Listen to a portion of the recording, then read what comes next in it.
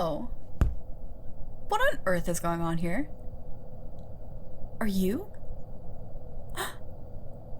How could you do this? How could you betray my trust so thoroughly? Are you torturing the prisoner? Without me? You promised we would do it together, darling. Up. Don't point that knife at me, dear. You know what that does to me, and unfortunately you can't get out of this one by being so irresistible. Light of my life, blood on my blade. Is something wrong? Well, I just had to wonder. Lately you've only shown a passing interest in anarchy and world domination. You've hardly touched that new demon summoning tome that I had expressly stolen from the conservatory. And look at these glass shards embedded in the torso of our dear guest. It's so messy, so uninspired. And that's your favorite part of the torture. Tell me, has something been ailing you? Ugh, boredom. A pain that plagues us all, and not even the good kind. Tell me, my nightshade blossom, my poisonous flower, my sweet, savage viper, what can I do to ease your mind? It worries me that you would so willingly let a prisoner go to waste. We could try killing each other. I know how you love that. It'll be just like our wedding night. You can chase me around with your serrated, rusted blades, and I could stab pins and other sharp objects into dolls marked with your hair and blood again. Or I could even learn a nasty curse or two. We've never tried that before. No? Not in the mood?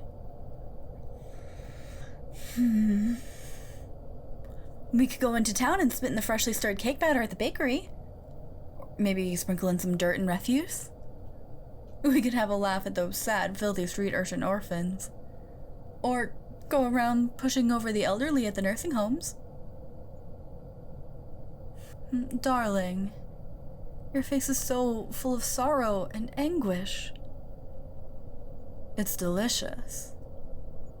But really, my wicked, wicked love, this isn't like you at all. Where's that burning fire that enchanted me so the first time we met?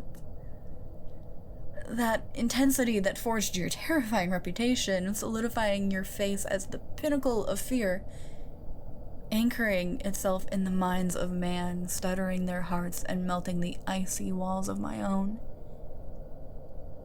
Oh wait, that could be fun. A bit of arson has always proved to lift your spirits. No? Well then, at least hand the scalpel over to me. You're thoughtlessly coaxing out the lovely screams of our guest, hardly savoring them at all.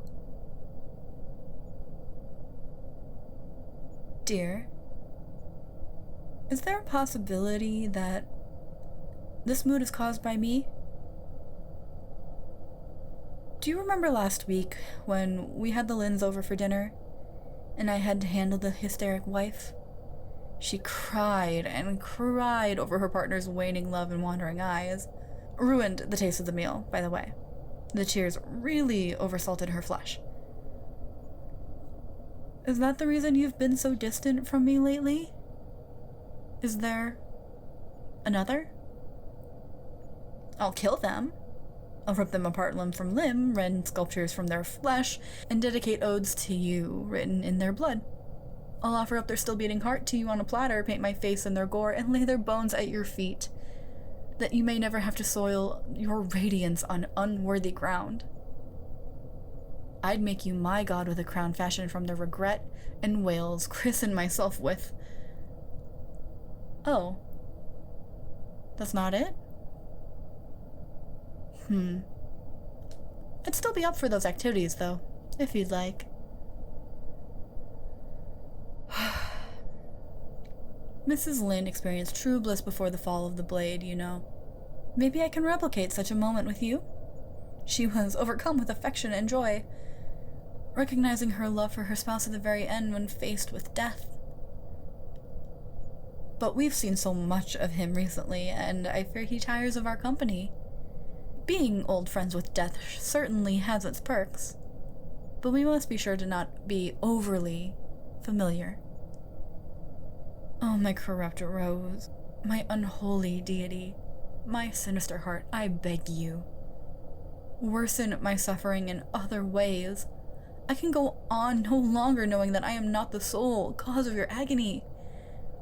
Why do you feel you are bored? There lies in abundance a town full of warm bodies. Sacrifices to our ritual villainies, fodder to our own diabolical whims. What more could you want? What more do you need? Why, what an odd question to ask. Of course, there doesn't live a soul more vile, more depraved, more atrocious than you. You alone are blessed with flawless, unflinching cruelty, the epitome of perfect, pure sin. Why ever would you have cause to doubt?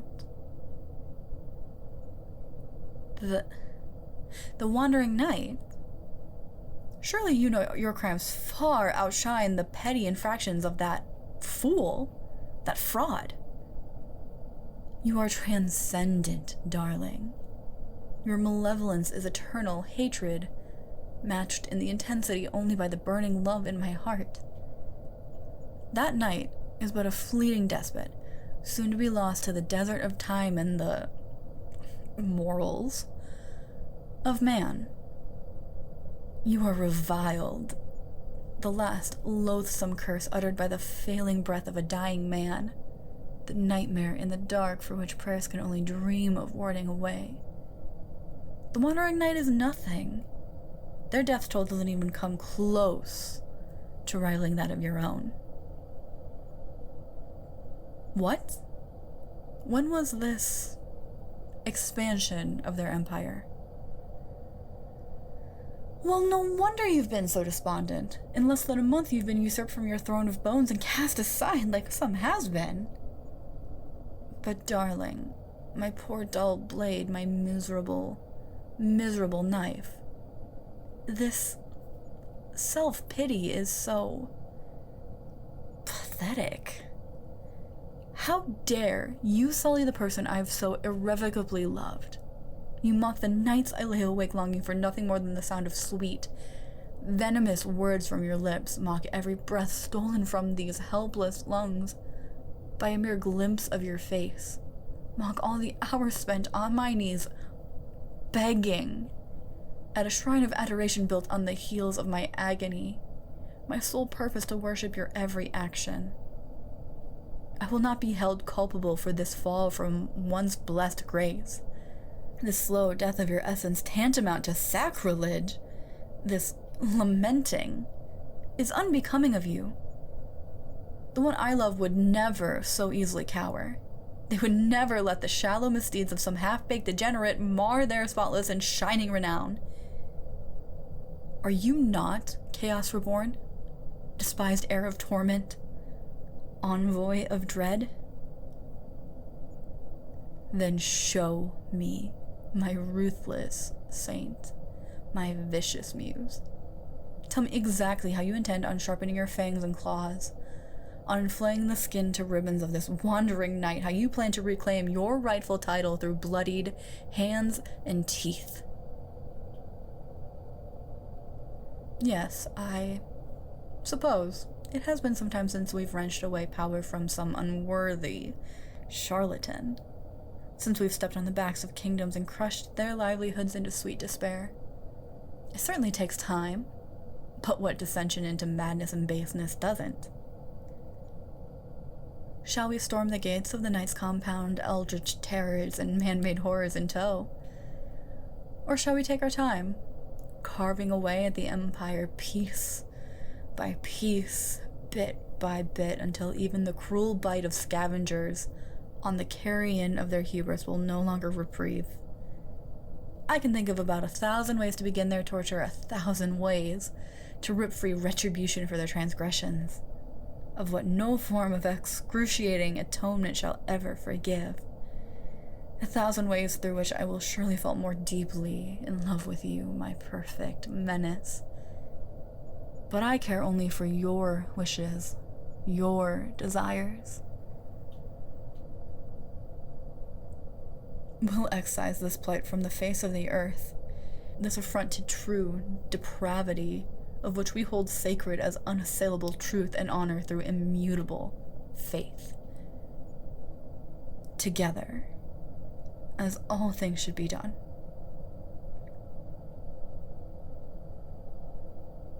My still heart beats anew. What creativity! What inspiration! A true disciple to the divine hearts of brutality and savagery. My callous sage, my crushing darkness. I believe you've simply outdone yourself with this ambitious plan. If there ever existed a doubt in my mind of your resolve, allow me to extricate from myself these deplorable, useless thoughts, and offer you only the purest of my devotion. Let us begin the execution of this ingenious plan very soon. The funds, the intel, the bodies, they will all prove difficult to obtain, particularly for the beautifully heinous purposes you have in mind. But, oh, I can't wait to see the world awash in the light of your brilliance, honored to bask in your presence and exist in the same time as you. No, the same age. For your plans surely portend a coming era defined by your rotten ideals. But that can wait until tomorrow. Today will only be a day for torture, blood, prolonged death, and other such romantic pursuits. I do believe our guest longs for our attention to return to them.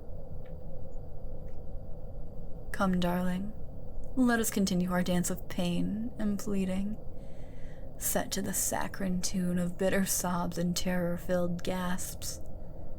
When we're through, when your weary mind tires of this activity, we'll retreat to the blissful abyssal darkness of sleep, lying in wait to claim our night through soothing nightmares and calming screams.